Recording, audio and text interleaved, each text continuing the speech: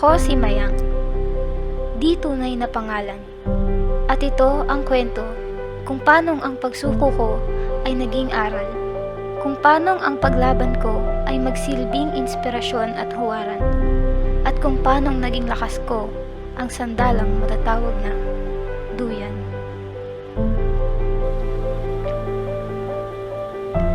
Hindi pala madali ang buhay, no? Akala ko laro-laro lang. Yung tatakbo at maghahabol-habulan sa gitna ng lansangan. Pero hindi pala. Hindi ako natutuwa sa habol-habulang ako ang taya at kalaban ko ang oras. Teka lang, pwede bang time freeze muna?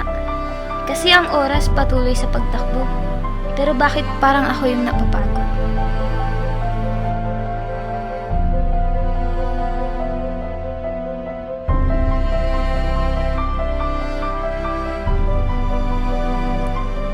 Napatigil ako. Pagod na din ako. Pero ang paghintong ito ay hindi katumbas ng pagsuko o dahil ayaw ko na. Huminto ako dahil may napagod na. Huminto ako para tulungang magpatuloy pa yung iba. Minagdarasal ko nun na sana wag pumatak ang ulan. Na sana laging may araw at wag balutin ng kadiliman. Ngayon andito ako sa duyan. Ayaw ko na ng kalungkutan, pero ramdam ko yung bigat. Ramdam ko yung sakit na kahit anong tago ko, na parang hinahabol ako ng nasa limuot na nakaraan.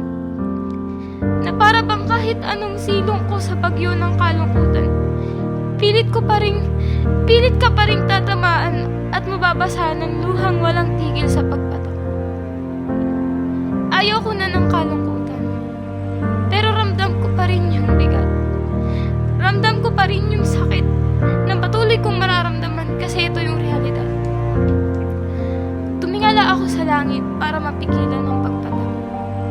Pero naramdaman ko pa din ang init ng luha na siyang nagpatikim sa akin kung gaano kaalat ang buhay. Payong, kaibigan. Ang sarap pakinggan. Yung may mag-aabot sa'yo ng payong sa panahong di mo na kayang sumugod sa ulan. At payong, kaibigan, sa mga panahong nangangailangan ka at ang mga payo nila ang naging susi sa mga bagay na gusto mo na lang takasan. Ang sarap magduyan, pero mas masarap magduyan kung may kasama ka, na sa bawat pagkakataong hinihila ka paatras ng buhay, may kaibigan kang tutulak para umabante at lumaban. Tara, magduyan.